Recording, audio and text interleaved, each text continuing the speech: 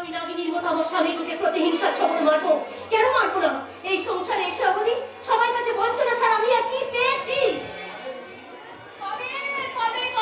দিদি পাবে, তুমি আমার কথা শুনে চলে অনেক কিছু পাবে দিদি। সত্যি বলছিস? তুই আমায় নিয়ে খেলা করবি না তো? তুমি কি বলছো দিদি? আমি তোমাকে নিয়ে খেলা করতে পারি? পারিস না তো? একটা একটা করে এতগুলো গয়না তুই আমাকে পরিয়ে দিলি কেন?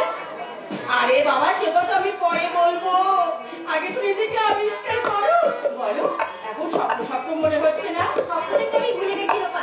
যাকে নিয়ে আমার স্বপ্ন দেখার কথা ছিল, সেই তো আমার স্বপ্নগুলোকে ভেঙে গুড়িয়ে দিয়েছে। সত্যি দিদি, তোমাকে জানি না আমার ভীষণ দুঃখ হয় জানো।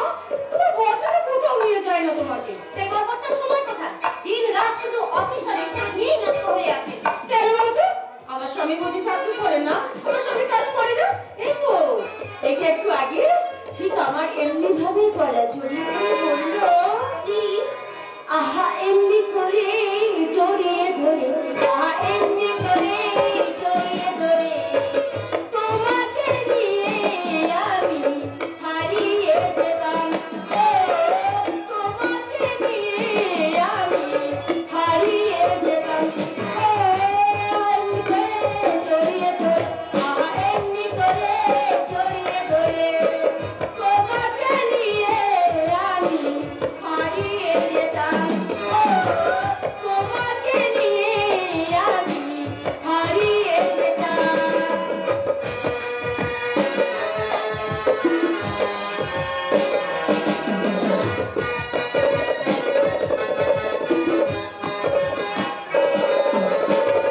ভোগনা হয়ে ঘুরে তোমার ঘুরে মধু দেখেতাম, তোমার মধু দেখেতাম। ভোগনা হয়ে ঘুরে তোমার ঘুরে মধু দেখেতাম, তোমার মধু দেখেতাম। তোমাকে নিয়ে আমি হারিয়ে যেতাম, তোমাকে নিয়ে আমি হারিয়ে যেতাম। এমনি করে জড়িয়ে ধরে, এমনি করে জড়িয়ে ধরে, তোমাকে নিয়ে আমি হারিয়ে যেতাম, তোমাকে নিয়ে আমি হারিয়ে যেতাম, তোমাকে নিয়ে আমি হারিয়ে যেতাম। শেষ হয়ে গেছে, জীবনটা আমার শেষ হয়ে গেছে। আমি যে একটা রক্তবংশী গড়া মানুষ, আমার যে স্বাদ আছে, আহ্লাদ আছে, জীবন যৌবন আছে, সাংবাদিক আমাকে সম্মান রাখার কোনো প্রয়োজন নেই। দিদি বাবা, এক্ষুনি তোর ব্যাগ পোশাক গয়না খুলে নে। আরে সেই তো দিদি, আরে বললাম না এই গয়নাগুলো আমার বাবা তোমাকে উপহার দিয়েছে। সত্যি বলছিস? নাকি তুই সব নিতে গেলে আমাকে সব কেড়ে নিবি? কেন কেড়ে নেবো বলো তো দিদি? তবে একটা কথা, কি কথা? বাড়ির কেউ যদি জিজ্ঞাসা করে তাহলে তুমি বলবে এই গয়নাগুলো তুমি তোমার নিজের টাকায় কিনেছো। কিন্তু আমার স্বামী তো আমাকে জীবনে একটা পয়সাও দেয়নি। আরে তবু তোমাকে মিথ্যে কথা বলতে হবে দিদি। হ্যাঁ, বলতে হবে, কারণ তোমাকে এই গয়নাগুলো আমার বাবা উপহার দিয়েছে শুনে পরের সময় রাগ করবে, তাই বলছি তুমি বলবে এই গয়নাগুলো তুমি দাদার টাকাতেই কিনেছো। আসলে ভাবি, আমি তোমাকে ভালোবাসতে গিয়ে আমার ভালোবাসা তো আমি হারাতে পারবো না। একটু করে মিথ্যে কথা বললে এই সব গয়না আমার হয়ে যাবে? এরকম গয়নার শখ তো আমার অনেক দিনের। তাই হ্যাঁ হ্যাঁ হ্যাঁ, আমি আমি সবার সামনে মিথ্যে কথাই বলবো। নিশ্চয়ই বলবি।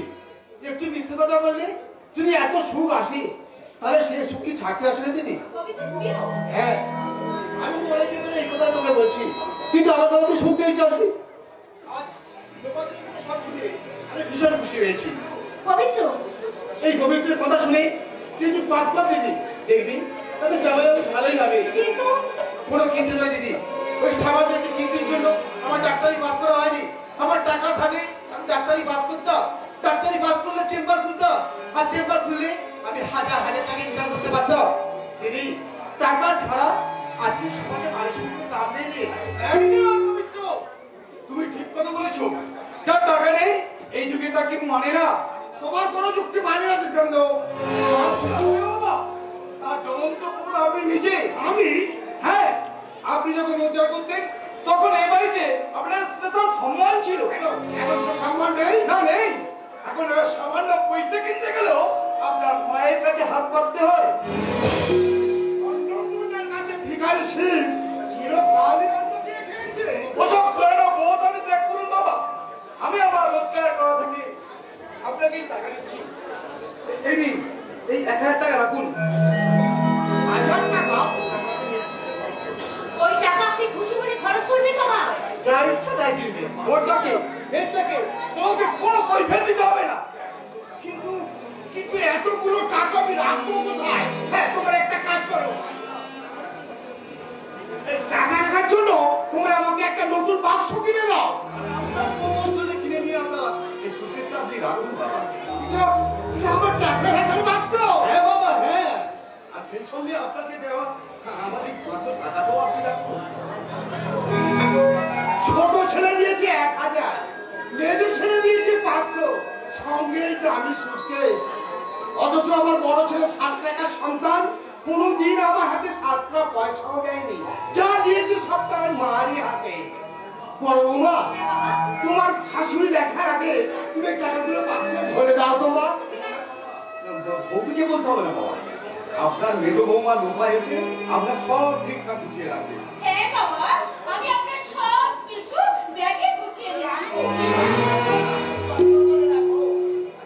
আচ্ছা, তোমরা কেউ বলতে পারো শুভেন্দু মাত্র এই 20 দিন বাড়িতে নেই, এই 20 দিনের মধ্যে কি এই বাড়ির হাটটাই অপারেশন হয়ে গেল? বাবা, আমার সাবধানের দৃষ্টিকে তোমরা কেউ বাকি দিতে পারবে না। আমি আমার অভিজ্ঞতার চন্দ্র চোখে নিয়ে দেখছি তোমরা দু ভাই কি সব আলোচনা করছো। বড় বৌমার সাথে মেজো বৌমার খুব ভাব, অথচ তোমরা তো বড় বৌমার সাথে কথা বলে না। তিনি সাথ তার মা তোমাদের কাছ থেকে দূরে দূরে থাকে। এই ভারতীয় সুখের সংসারে সত্যি কি অসম্ভব হয়ে যাচ্ছে। ওসব বাজে খবর রাখার সময় আমাদের নেই। তাছাড়া আমরা তো আপনাকে শুধু সুখী রাখতে চাই বাবা। তাতে যে কোনো মা দুঃখ পাবে না বাবা। কেন আপনি মায়ের কথা শুনবেন? সে যে বলে সংসারটা তার। না, এই সংসার আপনার সংসার, এখানে আপনি কর্তা। বড় বৌমা, তুমি কত গয়না করেছো, বাহ কি চমৎকার মানিয়েছে তোমার। জামাই আমার মাসিমা আপনাকে শুধু দৌড়ে বানিয়ে রেখেছে। না, আর দুটো জমানো খেয়ে থাকবো না। আমার এই হাজার সুখের সাথে নগদ 1500 টাকা। এবার থেকে আমি সংসার দেখবো। এতদিন ওরা আমাকে অকেজে বৃদ্ধ করে রেখেছিল। টাকার জোরে আবার আমি আগে জীবনে ফিরে যাবো।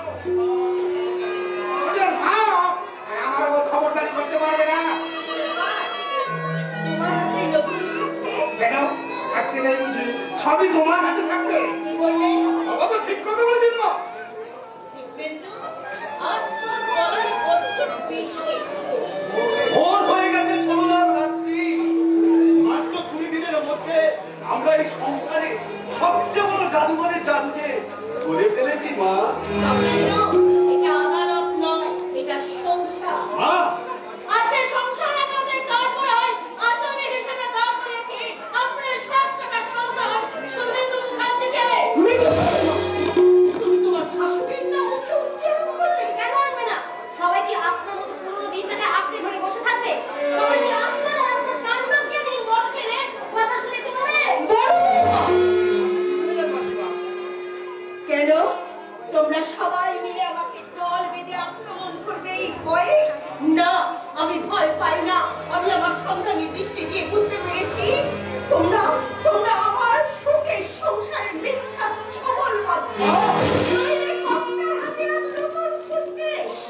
বড় বৌমার গায়ে অনেক গহনা, কপের টুপি পেন্টু সাজানো কণ্ঠস্বর আর অসৎ ব্যবসাদারের মেয়ের চটপট অপমান করছে। আমার বুঝতে অসুবিধা হয়নি তোমরা লোভ লালসায় উন্মত্ত হয়েছে।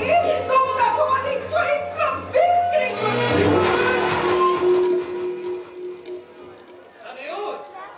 My mother attacked by your son, her daughter-in-law, and her husband.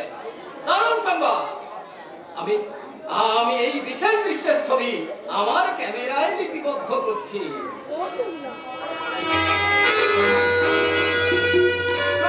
ছবি আমি করছি, যে ছবিতে বসলে খুঁজে পেয়ে রবি শব্দপর চোর শুভেন্দু মুখার্জি প্রতিমূর্তি। কি বললি? এই শুভেন্দু মুখার্জি, যারা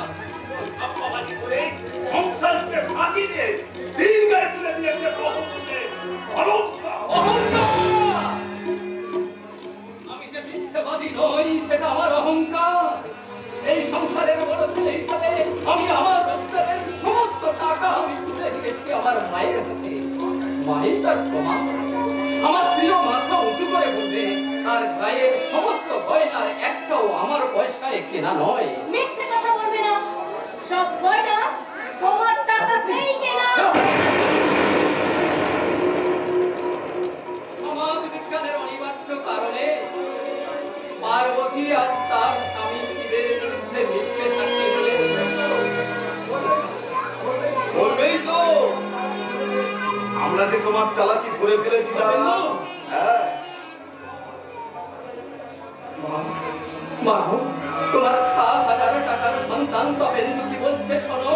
একদম ঠিক কথা বলেছি। 7,000-কে সমর্থন করছে তোমার 7 লক্ষ টাকার স্বপ্ন দেখা সন্তান দেবেন্দু। বলো, ওকে বলতে দে। বাবা, তুমি কিছু বলবে না?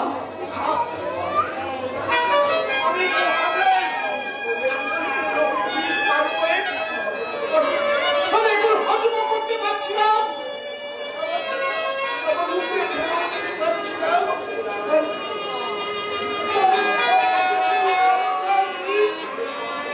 নিজের হাতে ধারণ করে দীর্ঘ স্ত্রী বোমা হয়ে গেলাম। বোমা। তপেন্দু বিপেন্দু তোরা ওর মতো মুখোশ পড়া শয়তানকে ভক্তির সিংহাসনে বসিয়ে সম্মানের ভূতল দিয়ে তপেন্দু। হ্যাঁ,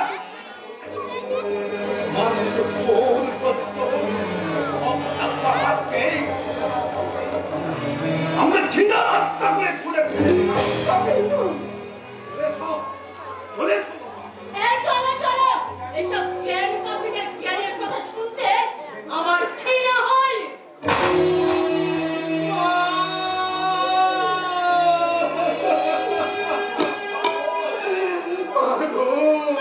মায়ের সেবা জানালে আত্মকল্পের খেয়ে তুই পৈত্রের পারনা আমাদের বিশ্বাসের শোনা তুই তর্জুক করেছ তার পাই টু পাই হিসাব আমাদের চাই। তাই বলছি তুমি ভুলে যাও না আমাদের পেশা হচ্ছে চোর ডাকাত এবং ঠকবাজদের শায়েস্তা করা। পবিত্র, তুমি মাথা নিচু করে দাঁড়িয়ে আছো কেন? তুমি কিছু বলবে না? না না বললাম না। এই পবিত্র আজ পাপি হয়েছে। সুখের সোনালি স্বপ্ন দেখতে দেখতে আর এই পবিত্র হৃদয়টা আজ নোংরা হয়ে গেছে। জামাই বাবু, নোংরা। এবার আমি শুনতে চাই পার্বতীর কথা। বলো পার্বতী, তোমার হৃদয়েই তো ছিল আমার ভালোবাসার বিশ্বস্ত বাসস্থান। বলো, তুমি আমার সেই বাসস্থান থেকে লোভের ছড়ে ভেঙে দিলে কেন? অনেক সুখের আশায়, অনেক শান্তির আশায়, একটা স্বপ্নকে জীবন দান করবার আশায়। পার্বতী, শুনে যাও, তোমার সুখ শান্তি আমি কেড়ে নেবো, তোমার স্বপ্ন আমি ভেঙে চুরমার করে দেবো। কারণ সামান্য গয়নার লোভে আমার চরিত্র হরণ করেছে পাপ তুমি করেছো। তোমার জীবনের শ্রেষ্ঠ গয়না শাখা সিঁদুরের বিনিময়ে সেই পাপের প্রায়শ্চিত্ত তোমাকে করতেই হবে। না সুমিত্র, না, তুই ও কথা বলিস না সুমিত্র, ও কথা বলিস না। ওরে, তুই কি আমার অনেক প্রত্যাশার ঘর, সন্তানের সন্তান। তুই যদি এত সহজে ভেঙে পড়িস, তাহলে বিরাট মিথ্যার বিরুদ্ধে, চক্রান্তের বিরুদ্ধে আমি রুখে দাঁড়াবো কেমন?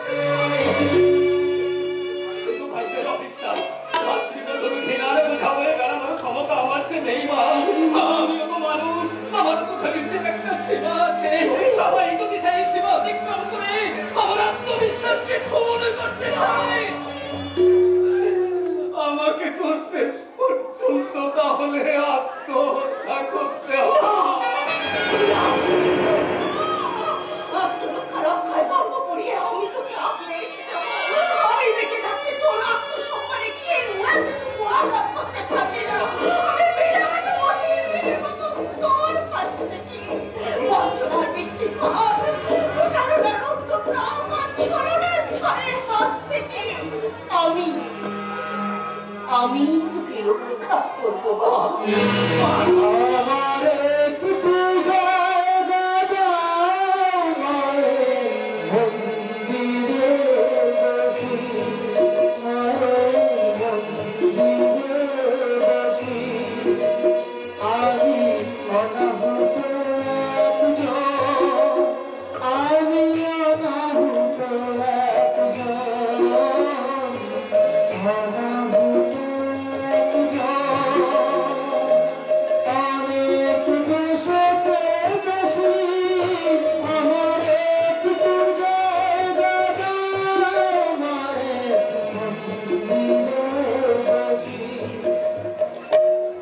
রক্ষা করতেই হবে।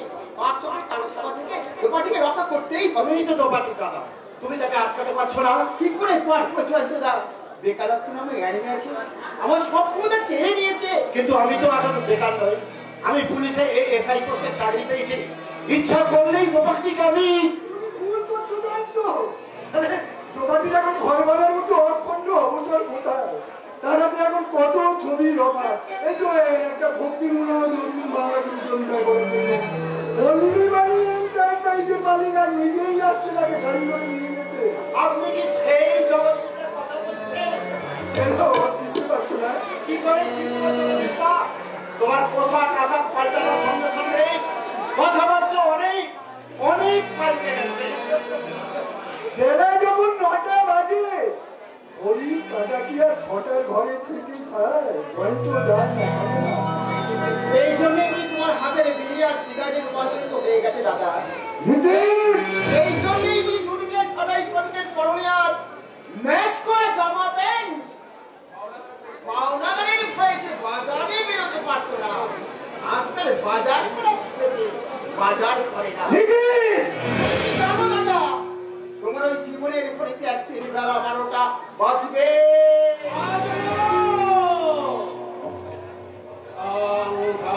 করে জেলখানার ঘড়িতে রাত 12টা বাজল।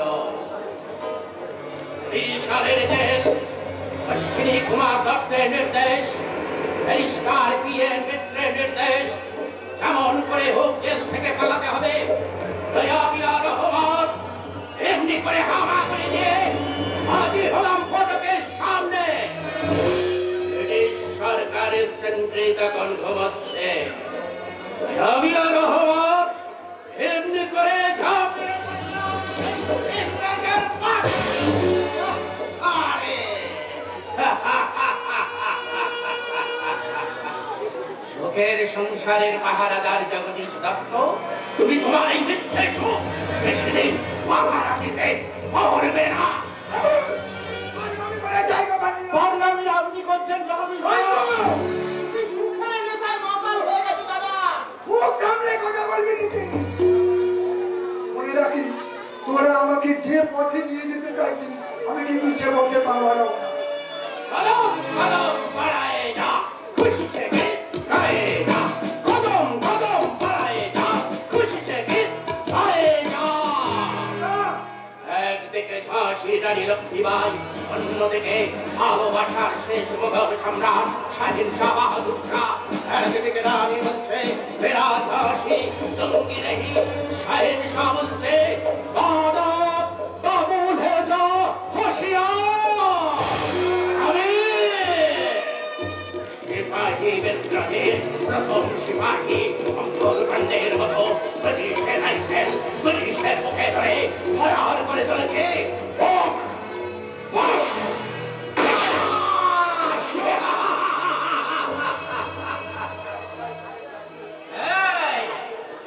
তোমরা সবাই সুখ স্বপ্নের লাল কাল্লা সামলাও। আমার একমাত্র ভাই থেকে আমি লাল বেনারসি পরিয়ে বিয়ের করে হয়ে বসাবই। তোমাকে কিন্তু একটাই আমি বিয়ে পিড়িতে বসতে দেবো না। আমি দয়া করে তাকে বিয়ের লোক দেখানোর চেষ্টা করবো। সে বিয়ে করলে আমার ভাবি হবে না। সে শ্বশুর বাড়ি চলে গেলে আমার সব স্বপ্ন ভেঙে যাবে। কিছুতেই হতে দেবো না। আমি আমি কিছুতেই হতে দেবো না। তোমার স্বপ্নকে বাঁচাতে গিয়ে আমি আমার কাকাবাবুর স্বপ্ন দোপাখির ভালোবাসাকে মরে যেতে দেব না।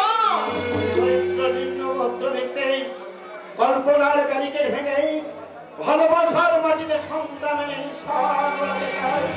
আমার অন্ধকার থেকে প্রাচীন বিশ্বাসের সীমানায় ফিরিয়ে আনতে চাই। আমি পূর্ণবাসা কাটার ঘরে নতুন পথ অসুস্থ রুগ্ন দুস্থ ভালোবাসার মাইলস্টোনকে টেনে উপরে ফেলে দিয়ে আধুনিক যৌবনে বিজ্ঞাপন হতে চাই। আমি পশ্চিমবঙ্গের রাজধানী কলকাতা মহানগরীর মরমে স্বাধীনতার পর নাম পাল্টে বর্তমানে শহীদরা আমার কাছ থেকে একটু দূরে বিনয় বাবুর দিনের পাশে মুখে পড়ে আছে সিধু কানু নগর।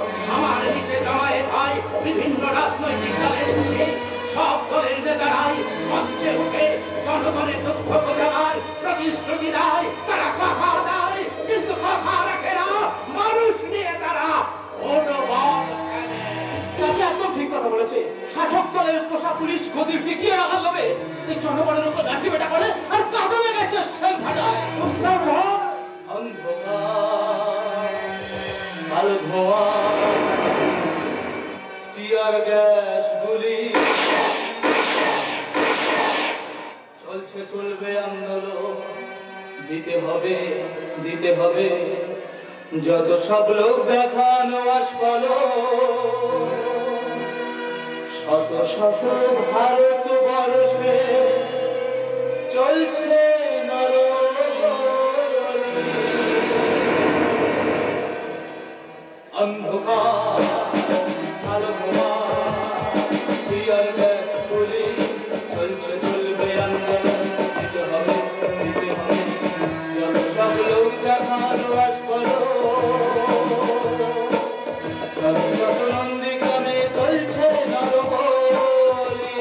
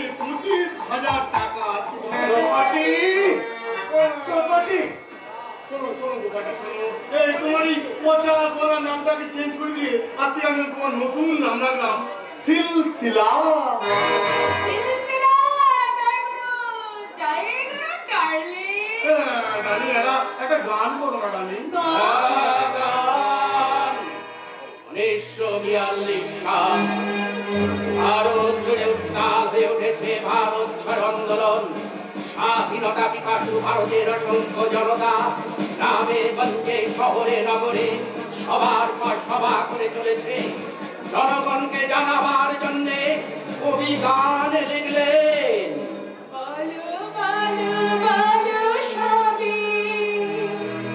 শত বিনা বেনু রবি ভারত আবার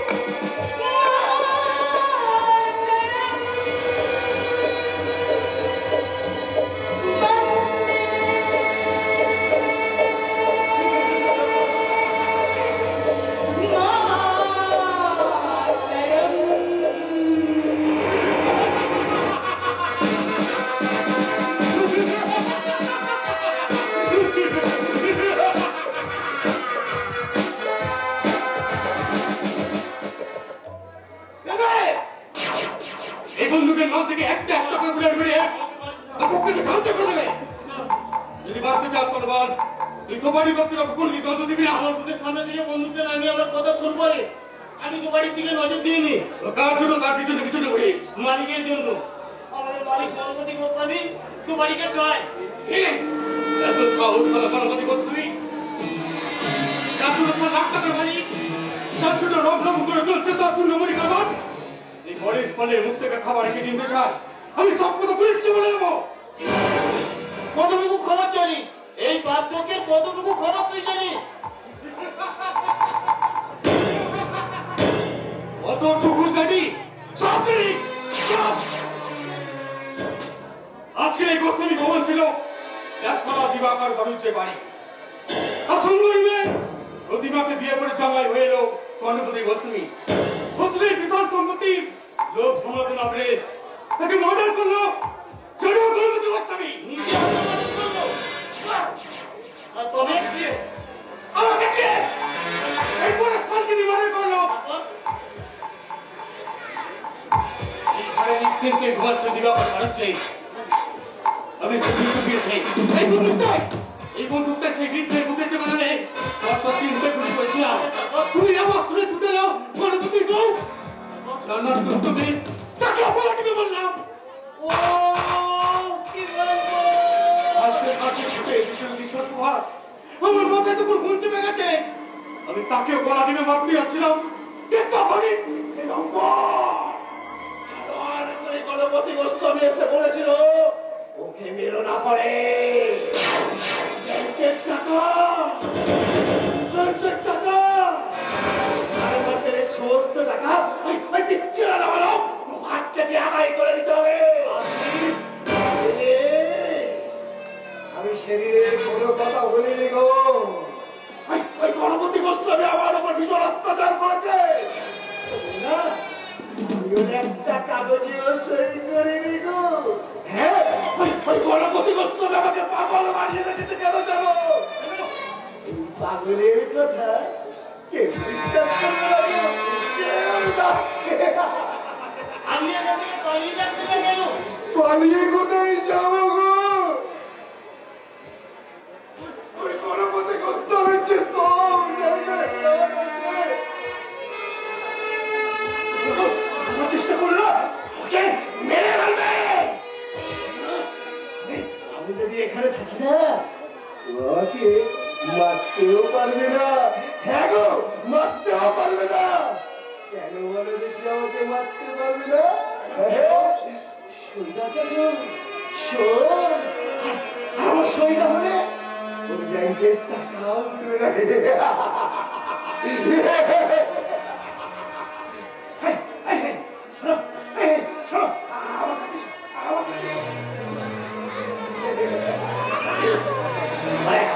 ভাগনে ওই কাল লাগে নেই, তাকে যেন বিশ্বাস করো না।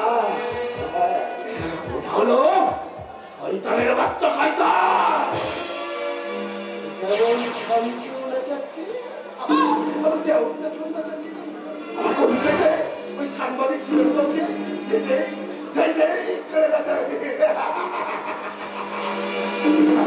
হ্যাঁ মনে করছে আচ্ছা কবে বলছে আমাকে রেখে আরো পাগল বানার জন্য সময় দিব কটাকটা অদিত্য বাবুকে নাকি এই বাড়িতে আজকে আসার জন্য বলেছে। বলো না এই কথাই ঠিক, বলো না তো এই কথাই ঠিক। হ্যাঁ ঠিক, আজকে আপনাকে ইঞ্জেকশন দেবে। আপনি সাবধানে থাকবে। কি করে থাকবো গো? ডাক্তার এসে যখন আমাকে জোর করে ইঞ্জেকশন দিয়েছিল আমি কিছু করতে পারি, কিছু করতে পারিনি। জোর করে ইঞ্জেকশন দিয়ে এলো দেখি তুমি আমার চারপাশে হাজার হাজার বিষাক্ত কাঁচা দিচ্ছে আমার দিকে টেনে টেনে কামড়াতে আসছে। আমি শুধু চিৎকার করে করে বলছি বাবা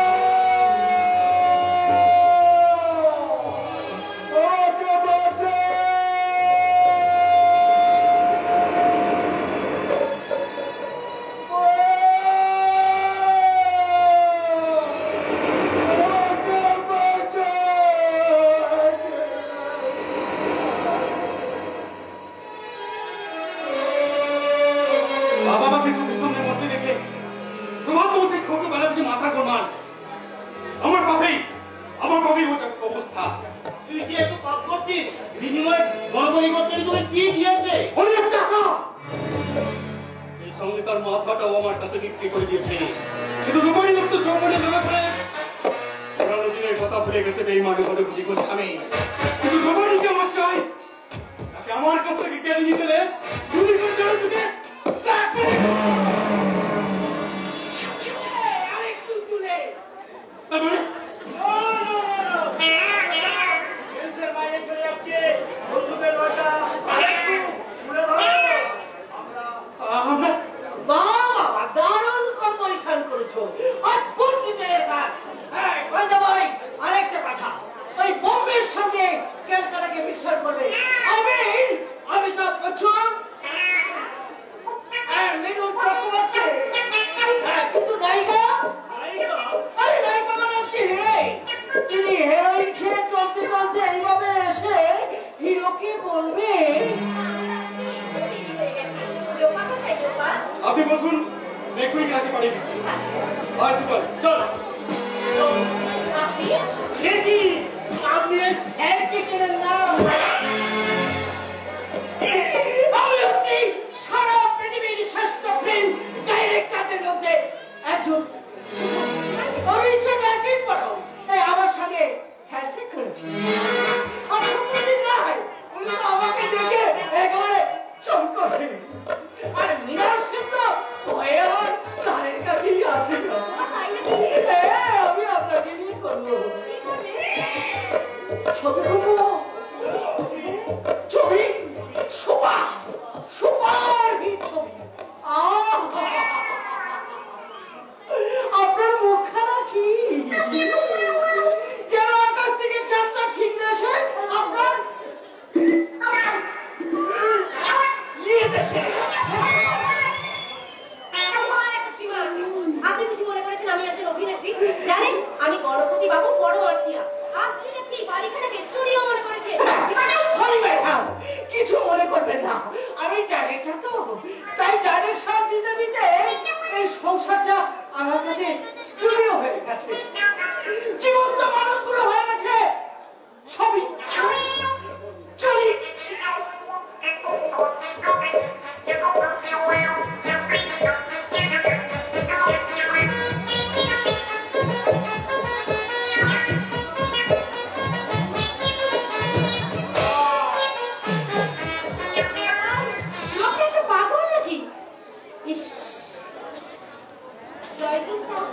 কি দারুণ সাজানো। লোকের সাততলা বাড়িটা যেন সাত মোহনা রাজপ্রাসাদ। চারিদিকে শুধু সুখ সুখ আর সুখ। শুধু এইটুকু দেখে তুমি অবাক হয়ে যাচ্ছ দিদি? আরে বাবা, এখন তো দামি দামি শাড়ি গয়না আর ব্যাংকে অনেক টাকা থেকে তুমি অবাক হয়ে যাবে। হ্যাঁ রে বাবা, মেসে বসে এত সম্পদ কি করে করলেন? আমার কি আমার করবে? সিনেমার বিজনেস করেছি। এই যে একটু আগে ওই যে প্রাণকৃষ্ণ আচার্য, তার সঙ্গে আপনার দেখা হলো। ভীষণ ভীষণ অসব গোলকটা আমাকে ওসব বাদ, ওসব বাদ। সিগারেট ধরা থেকে সিগারেট আরে প্র্যাকটিস করো দিদি। আরে এই জন্যই এখানে এসেছি। আরে বাবা, শাড়ি ছেড়ে ম্যাক্সি পরতে হবে, পার্টিতে যেতে হবে, ডিনার করতে হবে। আরে ধরাও দেখি, ধরাও। তুমি একটা ধরো না দেখি। আগে তুমি ধরো, তারপর আমি দেখে নেবো।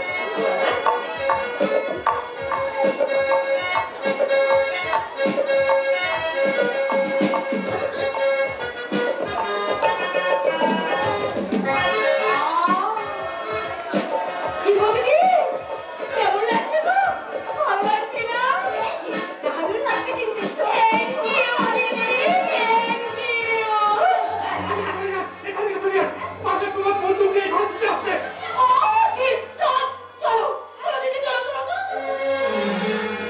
বন্দুকটা কিভাবে যে পাগলের হাতে চলে গেল আমি বুঝতেই পারলাম না।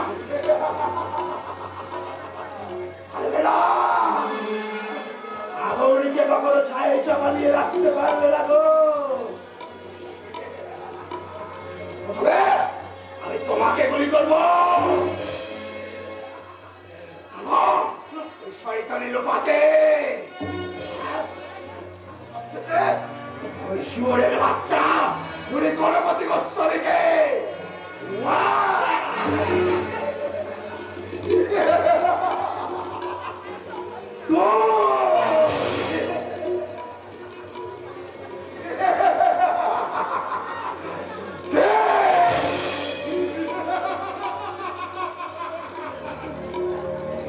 বন্দুকের টিকার টিপলে অথচ গুলি বেরোলো না, কি করে বেরোলে?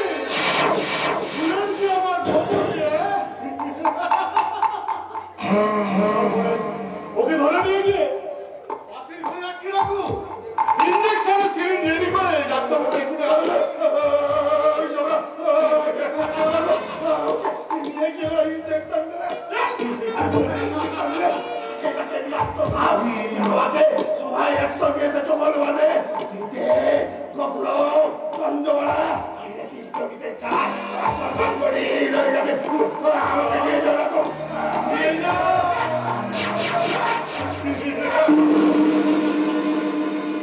বিপদ যখন আসে তখন এমনি করেই আসে। ময়না যখন সোনার বার পাতা করছিল,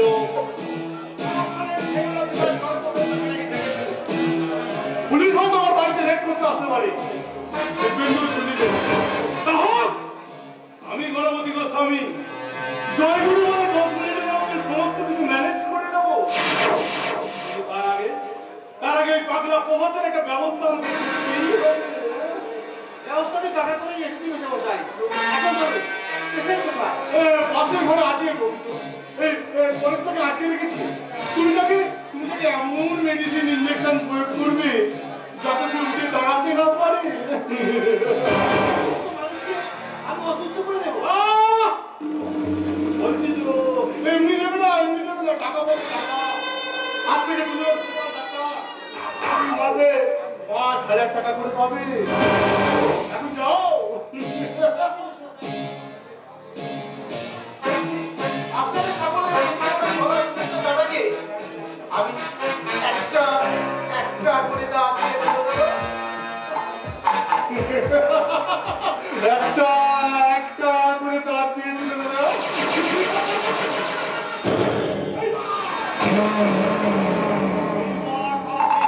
বাচ্চা চন্দ্রের মালা আমি হৃদয়হীন নিষ্ঠুরের মতন চন্দ্রকে আমি তুলে দেবো। আমি ওনার আসলে ব্যবসার কথা জেনে ফেলেছি। আরে আসুন আসুন যদু আসুন, এই ভেতরে কে আছিস? জয়গুরু আমার গীতা এখন একটু দিয়ে যায় না। আমার কি ব্যবসার কথা আপনি জেনে ফেলেছেন? তার আগে বলুন, আপনি তো ব্রাহ্মণ। এই ব্রাহ্মণ মানে একেবারে গোস্বামী ব্রাহ্মণ। মাছ মাংস এমনকি ওই পেঁয়াজ রসুন পর্যন্ত জীবনে স্পর্শ করিনি। জয়গুরু জয়গুরু। এতই যখন মানেন তাহলে রাত্রে গীতা পাঠ করেন কেন? ওই শুনি ওই সারাদিন শুটিং এর কাছে ব্যস্ত থাকেন তাই। এবার কিন্তু আপনি হঠাৎ। আচ্ছা, আপনার বাড়িতে বেশ নয়না বলে কোনো মেয়ে থাকে? মিস নয়না? আমি তো স্যার নামটাকে কোনোদিন শুনি। অথচ আমি আপনার বাড়ির দরজা পর্যন্ত তাকে আসতে দেখেছি। তাহলে আমি আমার বাড়ির মেয়েদের ডাকি, দেখুন তাদের মধ্যে আপনি আপনার আসামিকে খুঁজে পান কিনা।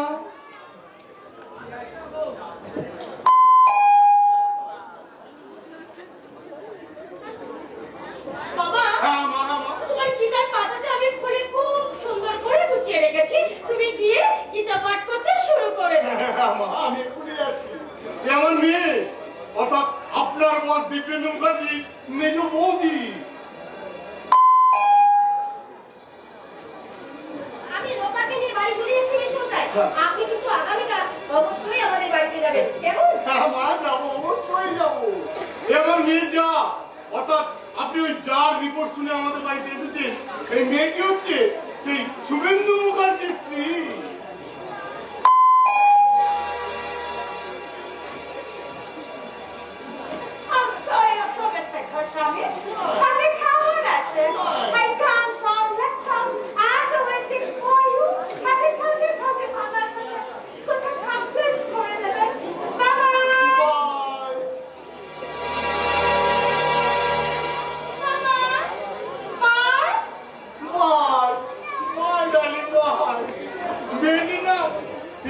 ব্রাউন আমার বিয়ে।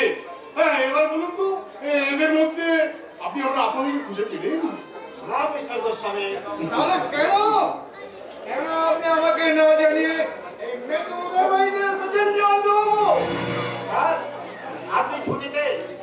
একটা রিপোর্টার দাদা থানায় গিয়ে বললেন রিপোর্টের কথা আমরা চলবো একথা উনি ভাবলেন কি করে? হ্যাঁ পুলিশের কাজে নতুন এসেছেন, মনে রাখবেন আমরা এখন এই জনগণের সেবক নয়, এই জনগণই আমাদের সেবক। যান, অফিসে চলে যান। ক্ষমা করবেন স্যার, সংসারের ভেতরে যে ভূত ঢুকে বসে আছে সেটা আমার জানা ছিল না। কিছু মনে করবেন না স্যার, আপনি শুধু একমাত্র পুলিশ অফিসার নন, এদেশে আরো অনেক ভালো পুলিশ অফিসার এখনো আছে।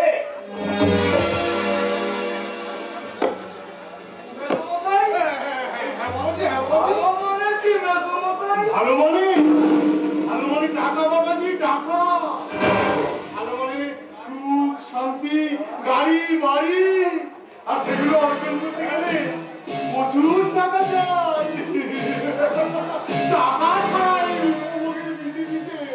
সবকিছুই ফাঁকা বাবাজি, সবকিছুই ফাঁকা। জয় গুরু, জয় গুরু।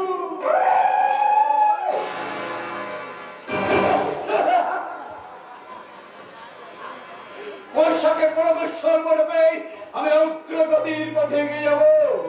আমি জানি, আমি বুঝি পয়সা এই যুগে মানুষের কৌলিন্য দেয়, তাই পয়সা দিয়ে আমি সুখ কিনবো, শান্তি কিনবো, ভবিষ্যৎ কিনবো, আর উপভোগের জন্য কিনবো আনন্দ মধুর চৌমুরমতি নারী।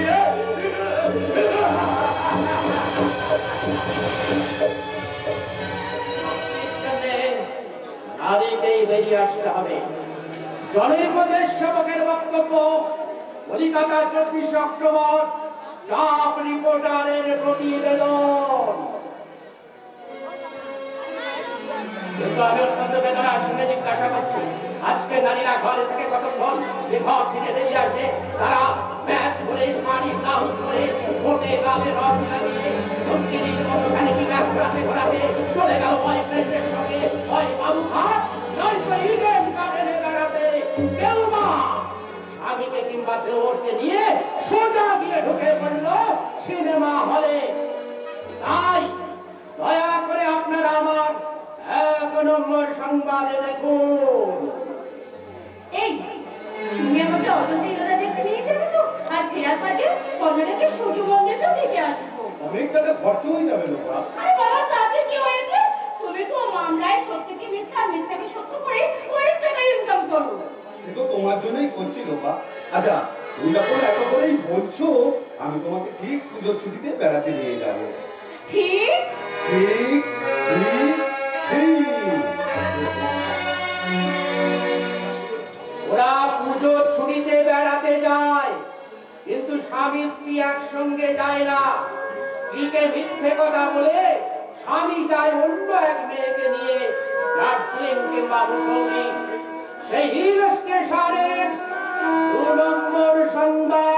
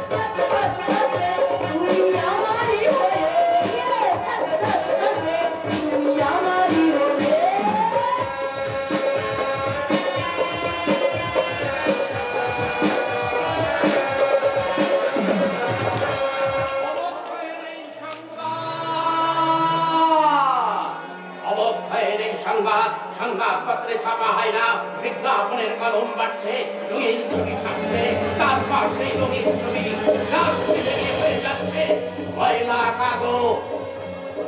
আমি সেই ময়লা কাগজ ঘুরিয়ে ঘুরিয়ে বাতিল সংবাদের বোঝা বয়ে নিয়ে যাচ্ছি আজকের সাংবাদিক শুভেন্দু মুখার্জির সঙ্গে দেখা।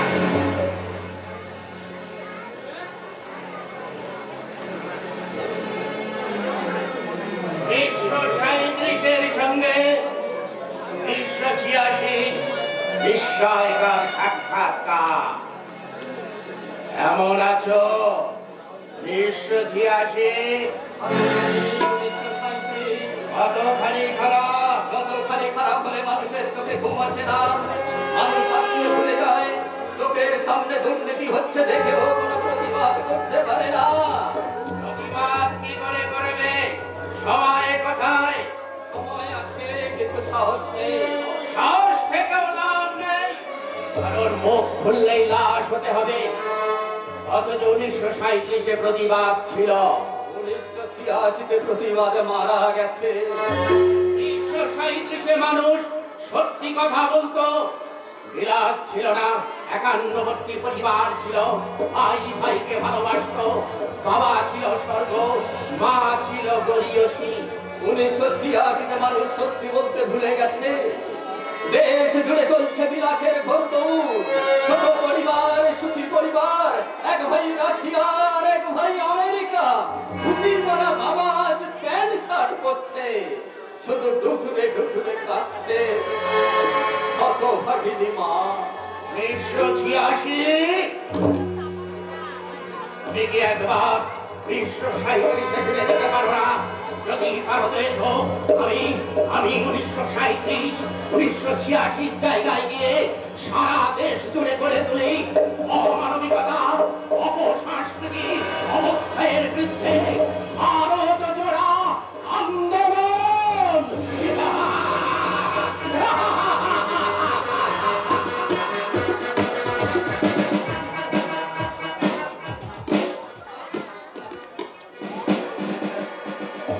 আমি এতক্ষণ ধরে বিগত দিনের ভাবনা ভাবছিলাম কেন, কি হবে ভেবে, যে যারা অপর পথে চলছে, উপাসনা যে বিকিয়ে গেছে উপাসনার হাটে, স্ত্রী যেন পর স্ত্রীর মতো এসে বলছে। কার মুখে শুনলে? তোমার চাল না দেওরের মুখে? আমি কি কখনো সত্যি ছাড়া মিথ্যে বলেছি পার্বতী? তবে বিদিশার বিয়েটা হয়ে গেলে আমি কথা কম বলতে চেষ্টা করি। তুমি কম কথা বলবে কি বেশি কথা বলবে তা আমার জানার দরকার নেই, আমার দরকার শুধু টাকা। যারা এত গয়না দিয়েছে তারা টাকা দেবে না? হ্যাঁ দেবে, নিশ্চয়ই দেবে, অনেক টাকা দেবে। তাহলে এখনো এখানে আমার সংসারে পড়ে আছো কেন? সেজে গুজে রাস্তায় গিয়ে দাঁড়াও, টাকা নিয়ে আসা খদ্দেরের অভাব হবে না। অবজেকশন! তোমার কথা আমি অবজেকশন করছি বর্তা। পুলিশ অফিসার কি ভেন্ডু নাকি? তা তোরা একারা অবজেকশন করার সাহস না থাকে? ব্যারিস্টার মেজদাকে ডাক। সংসার আদালতের কাঠগোড়ায় আমি দাঁড়িয়ে আছি, আমার নতুন করে জন্ম নেওয়া বাবা বিচারকের আসনে বসে আছেন, তাকে ডাক। আর বোন বিদিশাকে ডাক, তারা সাক্ষী দেবে। তোরা আধুনিকা শিখিয়ে দেওয়া কথা মতন ব্যারিস্টার বাবু এসে আমার বিরুদ্ধে মামলা দায়ের করুন। যদিও এটা আদালত নয়, তবু আমি এই সংসারের প্রত্যেকটি মানুষের কাছে তোমার চরিত্র বিশ্লেষণ করতে চাই। কথা বলছিস রে কপেন্দু? আমার শুভেন্দু? শুভেন্দু তোমার একমাত্র সন্তান নয় ভারতে, বাপেন্দু দিব্যেন্দু তোমার সন্তান। তোমাকে ওদের দিকে সব দৃষ্টিতে তাকানো উচিত। আমি তাকালেও তুমি তো তাকাচ্ছ। ওরাই তো ধুতি পাঞ্জাবি পরা বাবাকে নতুন করে শার্ট প্যান্ট পরতে চায়। চাকরি করা পয়সায় কিংবা খুশের টাকায় ভরিয়ে দিয়েছে তোমার কেনা স্টিলের আলমারি। আপনার কথা এখানে ভীষণ আপত্তিকর। তুমি আপত্তি করলে না বড় বৌমা? আমার কথা তো লোকাই করে দিয়েছে মা। তারপরে আমি বলছি, আমার মেজদা সর্বস্ব না নিয়ে বিদিশার বিয়ে ঠিক করেছে, অর্থাৎ কোন সাহসে? এবং প্রয়োজনের সাহসে। বিদিশা আমাদের একমাত্র বোন, তার বিয়ে দেওয়ার বয়স হয়েছে। তাছাড়া দেশ ও সমাজের অবস্থা খুব একটা ভালো নয়, তাই সব দিক বিবেচনা করেই আমি বিদিশার বিয়ে ঠিক করেছি। তা তুমি যে বিয়ে ঠিক করেছো, তা টাকা পাবে কোথায়? টাকা অত সোনা কিভাবে জোগাড় করবে? কেন তোরা দিবি? তোরা টাকা দিবি, গয়না দিবি, তোরা গোপনে গোপনে বাড়ি কিনছিস, গাড়ি কিনছিস, আর পরের বিয়ে টাকা তোরা দিতে পারবি না। চিৎকার করো না ভারতে, ওদের আগের দিনের মতো নামালম করে ওদের শাসন করতে যে ওরা। আমার মনে হয় বিদেশের এক্ষুনি বিয়ে না দিয়ে ওকে চাকরি করতে দেওয়া উচিত। বাবা ঠিকই কথা বলেছে। বাবা চিরকাল ঠিক কথা বলতে চেয়েছে, কিন্তু ওনাকে বলতে দেওয়া হয়নি। ঠাকুর কিন্তু যথেষ্ট লেখাপড়া শিখেছে, গ্রামের বাসে ফুল পরে মতো ঘুরে বেড়াচ্ছে, প্রেম করতে পারে না, আমাদের বিয়ে করতে পারে না। হ্যাঁ, আমার বাবা তো পয়সার কোনো অভাব নেই, তবু আমি প্রেম করে তপেন্দ্রকে বিয়ে করেছি। তুমি যখন এই কথা বলতে পারলে বৌমা, তখন আমি সংকোচের বন্ধ দরজা খুলে দিয়ে বলতে বাধ্য হচ্ছি, সেই জন্যই তোমার জীবন থেকে প্রেম শেষ হয়ে গেছে, শুকিয়ে কাঠ হয়ে গেছে স্নেহ, প্রীতি, ভালোবাসা। বিয়ের আগে থেকে লজ্জা খরচ করতে করতে লজ্জাও তোমার শেষ হয়ে গেছে। জবাব তোমাকে দিতে হবে বৌমা, বলো বিয়ের এতদিন পরেও কেন তোমার এত সাজসজ্জা? কেন তুমি স্বামীকে বাদ দিয়ে দেওয়ার সঙ্গে এতটা সময় কাটাও? ছেলেদের শাড়ি করে ঘুরে বেড়ায় মন বললে মেয়েরা। উত্তর যদি তুমি দিতে না পারো, উত্তরটা তোমার দিতে দিতে বলো। উত্তরটা আমি দিচ্ছি। তুই তোর ভাইয়ের 7 টাকা দিয়ে কেনা সন্তান সুখে অট্টালিকায় প্রবেশ করবি কি করে? যা করছে তাই করবে, যা হবে তাই হবে। বিদিশার বিয়ে এখন হবে না, কারণ ওরা সবে মাত্র সংসার করছে। না না বাবা, না, ওরা সংসার করছে না, ওরা সংসার ভাঙছে। আমার সঙ্গে এই সংসারটাকে টেনে নিয়ে যাচ্ছে নরকের কাছাকাছি, কিন্তু না, আমি আমার মেয়েকে নরকে নামতে দেব না। যদি সত্যি আমাকে মা বলে মনে করে থাকি, তোরা সত্যি যদি আমার মনে করতে থাকি, তাহলে আমি আমার একমাত্র মেয়ের জন্য তোদের কাছে আমি দুহাত পেতে ভিক্ষে চাইছি। আমি কন্যা দায়ে পড়েছি, তোরা আমাকে ভিক্ষে দে। আমি আমার মায়ের হাত ধরে আমার একমাত্র বোন বিদিশার বিয়ের জন্য হাত জোড়ো করে ভিক্ষে চাইছি। ব্যারিস্টার তপেন্দ্র বাবু, আপনি কিছু দেবেন? জায়গা কিনে বাড়ি করতে অনেক টাকা খরচা হয়ে গেছে, আর গাড়িটা না কিনলে নয়। তা এত করে তোমরা যখন বলছো, আমি 5,000 টাকাই দেবো।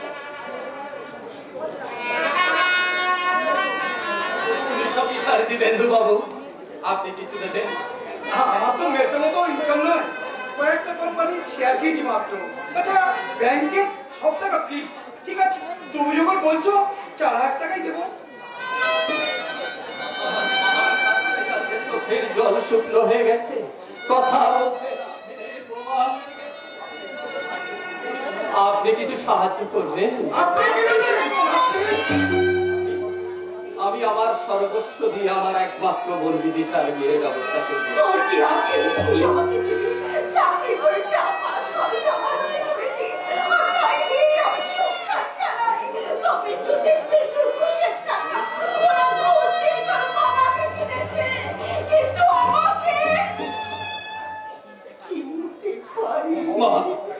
তাই সবার সামনে দাঁড়িয়ে আমি প্রতিজ্ঞা করে বলছি, আমি তোকে বিটাই সাথে আমার মেয়েকে আমি সুখী করতে চাই না।